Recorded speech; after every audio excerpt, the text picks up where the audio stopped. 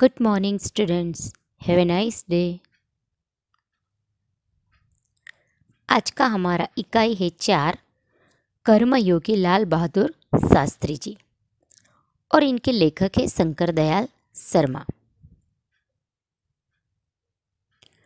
सबसे पहले हम अपने जो लेखक है शंकर दयाल शर्मा जी उनके बारे में बात करेंगे, उनकी माहिती देंगे। तो उनका जन्म, यहाँ पे इनकी मैंने पिक्चर्स लगाई है जिसके माध्यम से आप समझ पाए कि शंकर दयाल शर्मा कौन है। शंकर दयाल शर्मा 19 अगस्त 1918, 26 दिसंबर 1999, फॉर्मर प्रेसिडेंट ऑफ इंडिया। वो भारत के 9वें राष्ट्रपति श्री शंकर दयाल शर्मा का जन्म भोपाल मध्य प्रदेश में हुआ था। आपकी आरंभिक शिक्षा मध्य प्रदेश में हुई। आगे की पढ़ाई अपने क्रमशः आगरा, इलाहाबाद तथा लखनऊ विश्वविद्यालय में की तथा एमए एलएलबी की उपाधि या प्राप्त की। बाद में कैम्ब्रिज विश्वविद्यालय से पीएचडी की उपाधि अर्जित की और वहीं पर 1 वर्ष तक प्रवक्ता रहे। तत्पश्चात भारत लौटकर आप राजनीति में सक्रिय हुए। विधायक और सांसद के रूप में आरंभ में हुई आपकी राजनीतिक यात्रा राज्यपाल, उपराष्ट्रपति और राष्ट्रपति के सर्वोच्च पद पर जाकर समाप्त हुई। हिंदी और अंग्रेजी दोनों भाषाओं में आपने अपने अनेक पुस्तकें लिखी, जिनमें से कुछ इस प्रकार हैं, जैसे कि देशमणि, हमारे पथ प्रदर्शक, प्रतिष्ठित भारतीय तथा हमारे चिंतन की मूलधारा। तो इस तरह वो राष्ट्रपति होते हुए भी उन्होंने साहित्य में भी बहुत सारा समर्थन किया है।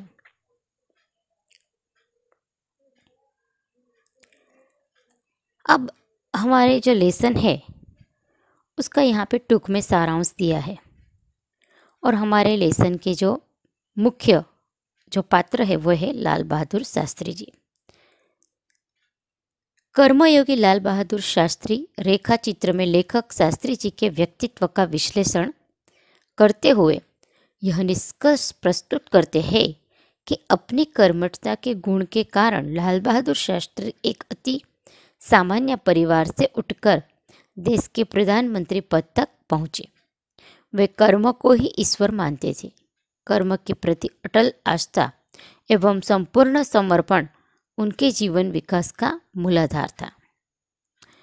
इस इकाई में समाविष्ट मूल्य, समर्पण भावना, कर्तव्य निष्ठा और कर्मठता और सेवा, ये उनके सद्गुण हैं जिनके बारे में हम लेसन में बात करेंगे।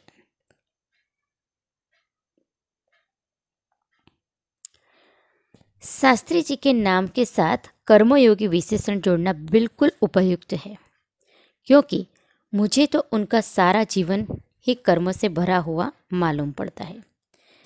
शास्त्री जी सामान्य परिवार से ऊपर उठकर देश के प्रधानमंत्री के जिस महत्वपूर्ण पद तक पहुँचे, उसका रहस्य उनके कर्मयोगी होने में ही छिपा हुआ है। शास्त्री जी को कर्मयोगी विशेषण से क्यों जुड़ा है? क्योंकि उन्होंने पूरा जीवन सिर्फ और सिर्फ कर्म किया है, और वो भी निष्काम कर्म। शास्त्री जी सामान्य परिवार से आए थे और देश के प्रधानमंत्री जैसे महत्वपूर्ण पद तक वो पहुँचे, लेकिन फिर भी उनका जीवन बहुत ही सिंपल था। उसका रहस्य उनके कर्मयोगी होने में ही छिपा हुआ है। वे उन लोगों में भी नहीं थे जो भाग्य पर भरोसा करके बैठे रहे थे। कई लोग ऐसे ना कि मेरा भाग्य जब आएगा तब अच्छा होगा, लेकिन वो उनमें से नहीं थे। जिनको अपनी लहथेली की लकीरों के बजाय अपने चिंतन और कर्म की शक्ति पर अधिक भरोसा होता है, और वे क्रमशः अपने जीवन का रास्ता बनाते हुए आगे बढ़ते हैं। कई लोग अपने हाथ के बलबूते पे भरोसा करते, अपनी बुद्धि पे, अपने चिंतन पे, अपने कर्म की शक्ति पे वो लोग विश्वास करते हैं। तो शास्त्री जी भी ऐसे थे। शास्त्री जी के लिए कर्म ही ईश्वर था और उसके प्रति बिना किसी फल की आशा किए संपूर्ण भाव से समर्पित रहते थे। जैसे कि गीता में भगवान श्री कृष्ण ने कहा है अर्जुन को उपदेश देते हुए कि तू सिर्फ कर्म कर, फल की आशा मत कर। फल की आशा मुझ पर छोड़ दे। जो जैसा कर्म करेगा उसको मैं वैसा ही फल दूंगा। इसलिए तुम्हें जो काम दिया गया है कर्म करने का वही तुम करो। और शायद शास्त्री जी उसी उपदेश के आधारित अपना जीवन जीते थे कि वो निष्काम कर्म करते थे। और आप जानते हो कृष्ण भगवान को भी कर्मयोगी कहा है क्योंकि उनका जीवन इसी के लिए, उनका जन्म इसी के लिए था कि वो सिर्फ और सिर्फ कर्म करने के लिए आए थे इस धरती पे। यहाँ तक कि जब भी उन्हें फल की प्राप्ति के अवसर मिले तब भी उन्होंने उस और हमेशा उपेक्षित दृष्टि ही रखी। उनका जीवन दर्शन गीता के निष्काम कर्मयोगी का प्रतिरूप था। देखो मैंने जैसे आगे बताया ना वो। इसीलिए मैं समझता हूँ कि उन्हें केवल कर्मयोगी के बजाय निष्काम कर्मयोगी कहना कहीं अधिक उपयुक्त होगा। और सही बात है, अगर कोई व्यक्ति बिना किसी लालच के, बिना किसी स्वार्थ से काम करता है तो वो निष्काम कर्म बन जाता है। और वो जो कार्य होता है वो ईश्वर को समर्पित रहता है। और भगवान को ऐसे बंदे बहुत प्यारे होते हैं जो बिना किसी भी अपेक्षा से वो काम करते होते हैं। तो शास्त्री जी भी उनमें से एक थे। और ऐसे लोग बहुत कम देखने को मिलते हैं हमारे आसपास। अपने उद्देश्य के प्रति दृढ़ आस्था, उस उद्देश्य को प्राप्त करने के लिए कर्म का भाव तथा उस कर्म के प्रति संपूर्ण समर्पण, ये तीन बातें मुझे उनके संपूर्ण चरित्र तथा जीवन दर्शन में दिखाई पड़ती है।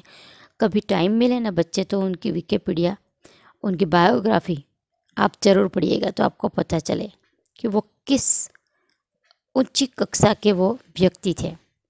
क्योंकि अपने उद्देश्य के प्रति उनकी दृढ़ आस्था थी। अगर किसी एक बार उन्होंने अपना एम, अपना ध्येय नक्की कर लिया तो उसके प्रति उनकी आस्था, उस उद्देश्य को प्राप्त करने के लिए उनका कर्म का भाव तथा उस कर्म के प्रति संपूर्ण समर्पण, ये तीन बातें मुझे उनके संपूर्ण चरित्र तथा जीवन दर्शन में दिखाई पड़ती है। लेखक को अपने एक भाषण में उन्होंने इस तरह के विचार व्यक्त करते हुए कहा था, यहाँ तक कि भले ही आप राजनीतिक क्षेत्र या सामाजिक क्षेत्र या किसी अन्य क्षेत्र में कार्य करते हैं, यदि आप उसमें सफल होना चाहते हैं, अपने दायित्व को पूरी तरह से निर्वाह करना चाहते हैं, तो आपके कार्य और समर्पण तथा भक्ति और कर्म में समन्वय होना चाहिए।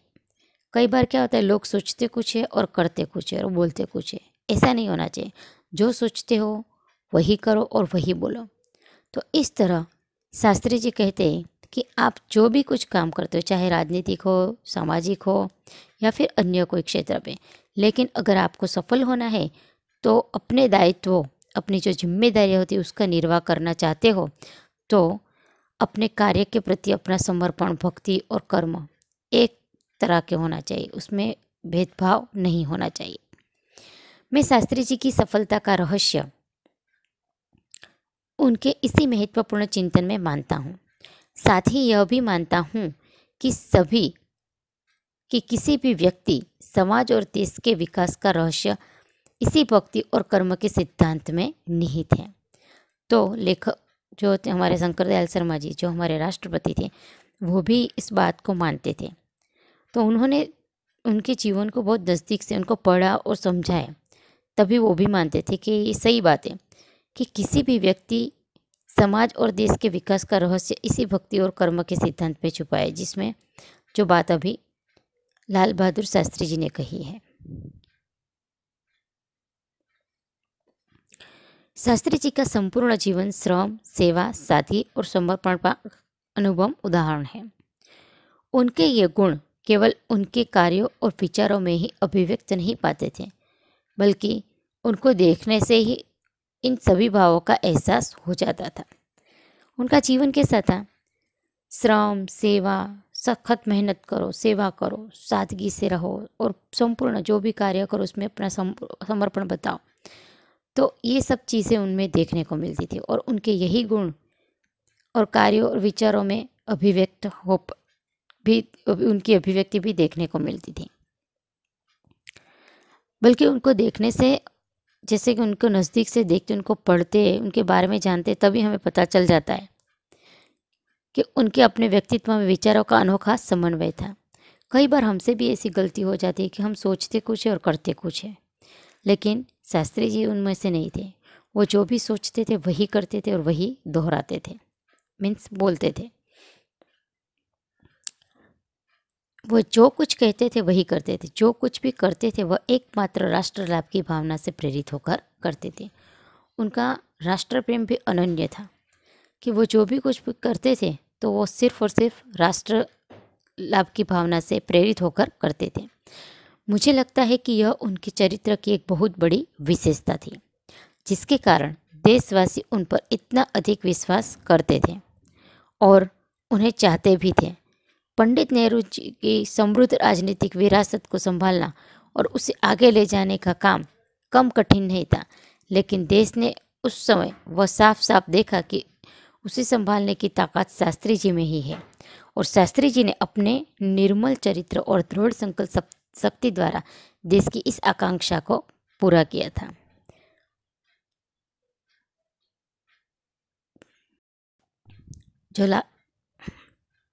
जो हमारे पंडित नेहरू जी हैं, उनकी समृद्ध राजनीति को और उनकी विरासत को संभालना बहुत कठिन था, लेकिन उसी कटोकटी के समय में लाल बहादुर शास्त्री ने बहुत बड़ी आसानी से उसको उठा लिया और अपने हर काम पे वो सही साबित हुए।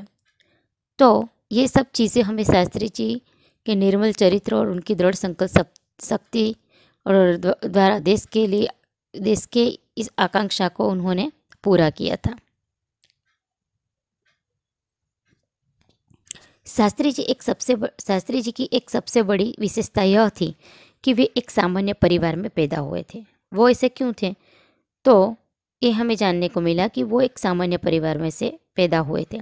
सामान्य परिवार में ही उनकी परवरिश हुई है और जब वे देश के प्रधानमंत्री जैसे महत्वपूर्ण पद पर पहुंचे तब भी वह सामान्य ही बने रहे, क्योंकि उन्होंने जहाँ से शुरुआत की थी वहाँ से उनकी जो यात्रा शुरू हुई और जिस पद पर पहुंची, लेकिन फिर भी उनके जीवन में एक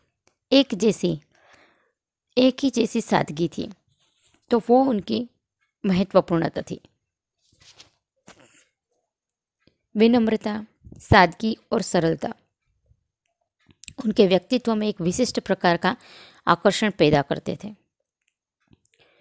इस दृष्टि से शास्त्री जी का व्यक्तित्व बापू के अधिक करीब था और कहना ना होगा, मीन्स उनके जो जीवन की जो झांकियाँ हम देखते हैं तो उसमें से कई चीज़ें हमें गांधी जी के जीवन से मिलती जुलती लगती है। और उस समय भी ऐसा था कि गांधी जी की विचारधारा को बहुत सारे लोग अपनाते थे।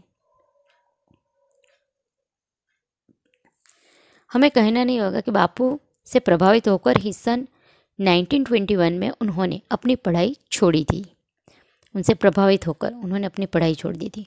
शास्त्री जी पर भारतीय चिंतकों डॉक्टर भगवान दास तथा बापू का कुछ ऐसा प्रभाव रहा कि वह जीवन भर उन्हीं आदर्शों पर चलते रहे तथा औरों को इसके लिए प्रेरित करते रहे।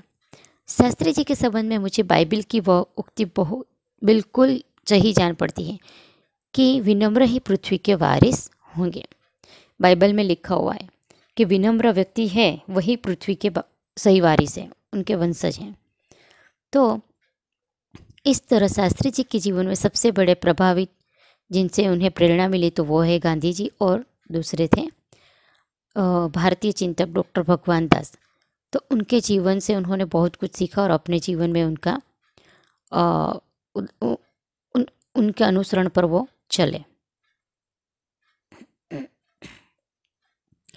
शास्त्री जी ने हमारे देश के स्वतंत्रता संग्राम में तब प्रवेश किया था जब वे स्कूल में विद्यार्थी थे, क्योंकि वो दौर ही ऐसा था जब अंग्रेज हमारे देश पे राज कर रहे थे और देश को गुलाम बना रहे थे। तो उस समय पूरा स्वतंत्र का काल था, जहाँ देखो वहाँ स्वतंत्र सेनानी फूट के सब जैसे फूट पड़े थे और अपने देश को आज़ाद कराने में जुटे हुए थे। तो उस समय का वो दौर था जब जो स्वतंत्र संग्राम चल रहा था। तब लाल बहादुर शास्त्री जी स्कूल में विद्यार्थी थे और वो तब उनकी उम्र सिर्फ 17 वर्ष की थी। गांधी जी के आह्वान पर वे स्कूल छोड़कर बाहर आ गए थे। इसके बाद काशी विद्यापीठ में उन्होंने अपनी शिक्षा पूरी की। उनका मन हमेशा देश की आज़ादी को और सामाजिक कार्यों की ओर लगा रहा। परिणाम यह हुआ कि सन 1926 में वे लोक सेवा मंडल में शामिल हो गए। तो जिस तरीके से उन्होंने अपना एक ध्येय नक्की किया, उस तरीके से फिर वो एक लोक सेवा मंडल में शामिल हो गए, जिसके वे जीवन भर सदस्य रहे।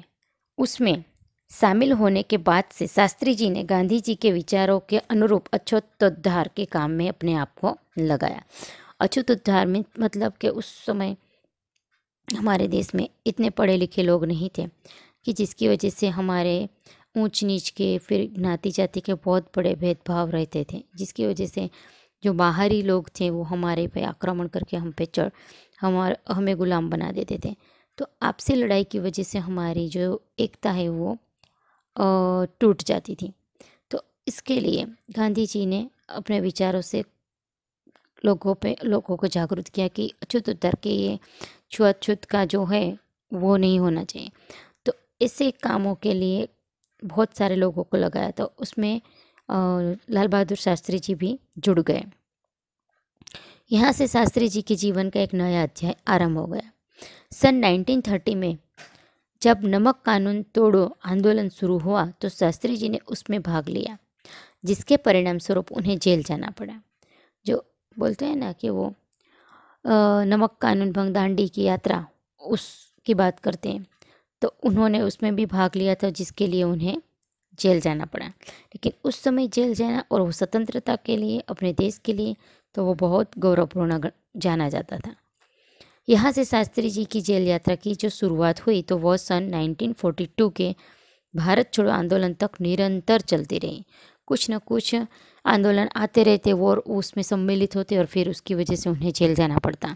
तो ये सिलसिला 1930 से शुरू हुआ था और 1942 तक ये सब चलता रहा, जब तक वो भारत छोड़ो लास्ट में जो आंदोलन आया तब तक भारत छोड़ो आंदोलन तक निरंतर चलती रही।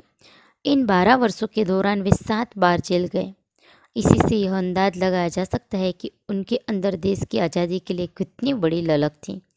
अगर कोई और होता तो टूट जाता या फिर छोड़ देता, लेकिन लाल बहादुर शास्त्री जी ने एक बार जो अपना ध्येय नक्की किया तो उसी पे वो चल दिए और 7 बार जेल गए, लेकिन फिर भी उन्होंने अपने अंदर देश के लिए आज़ादी की जो ललक थी उसको नहीं टूटने दिया।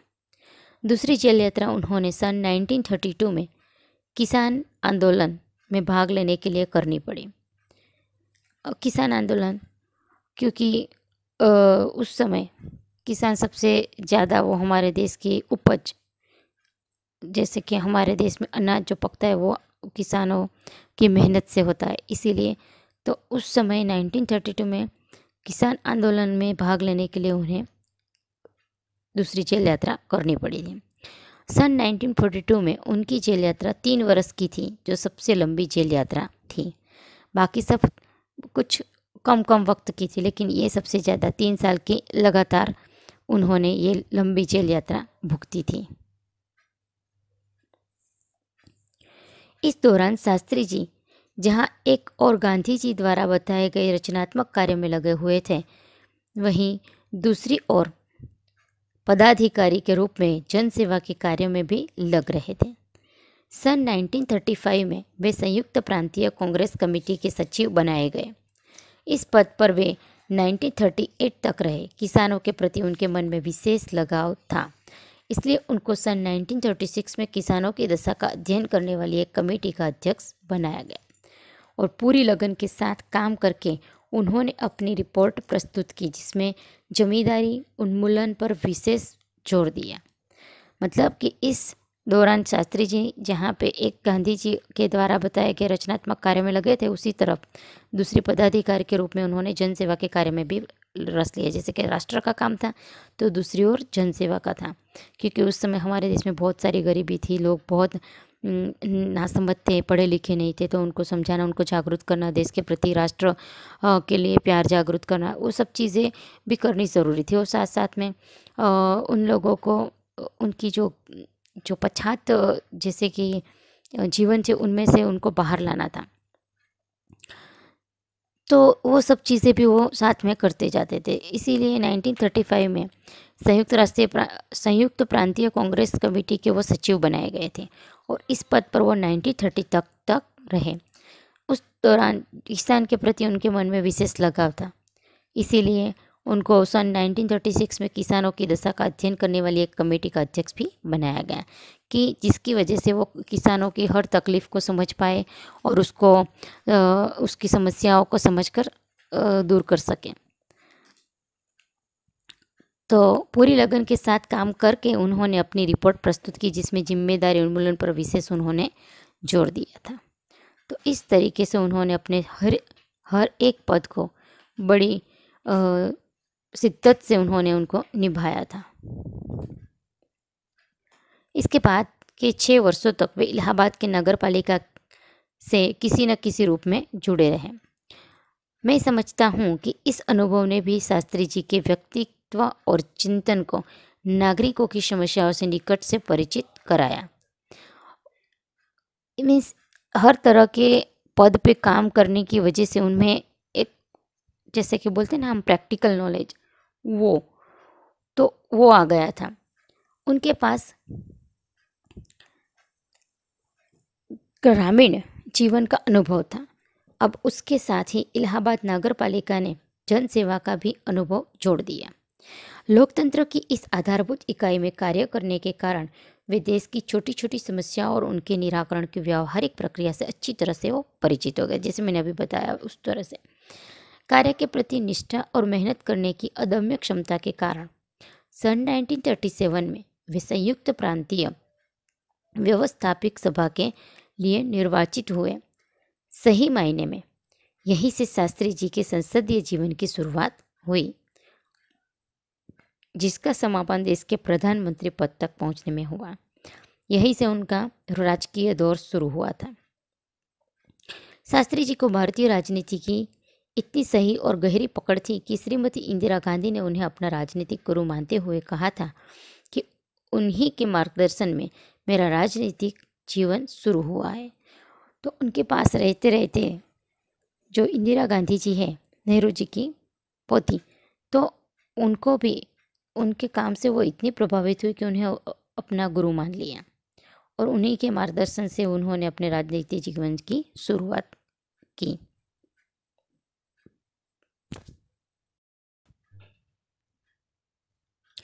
देश की आज़ादी के बाद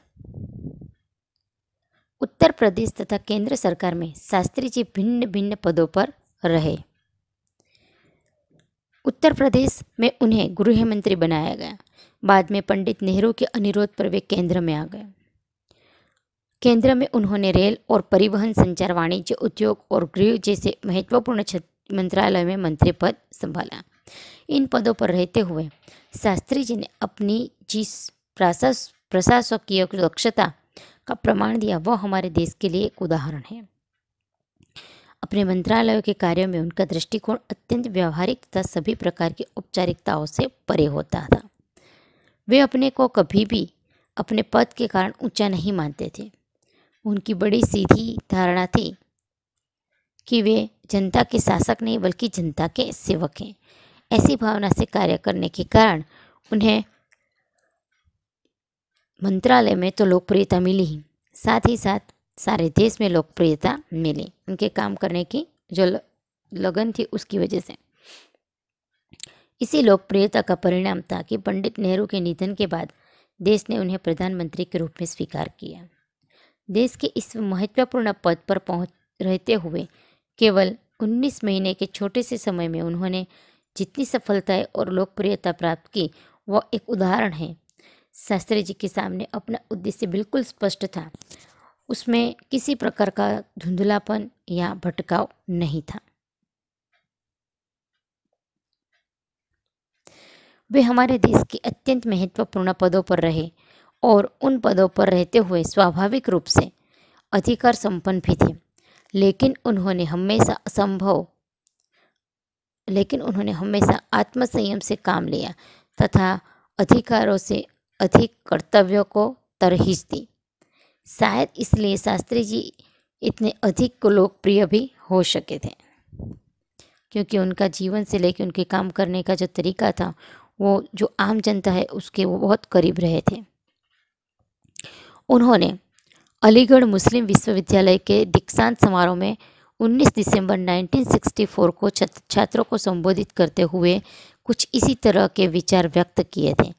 उसके कहा था कि आपके भविष्य की मंजिल चाहे कुछ भी हो, आप में प्रत्येक को यह सोचना चाहिए कि आप सबसे पहले देश के नागरिक हैं। मैं यह सबको संविधान द्वारा प्राप्त कुछ अधिकार देता हूँ, लेकिन इससे कुछ कर्तव्यों का भी बोझ आता है जिसे समझना चाहिए। और हमारा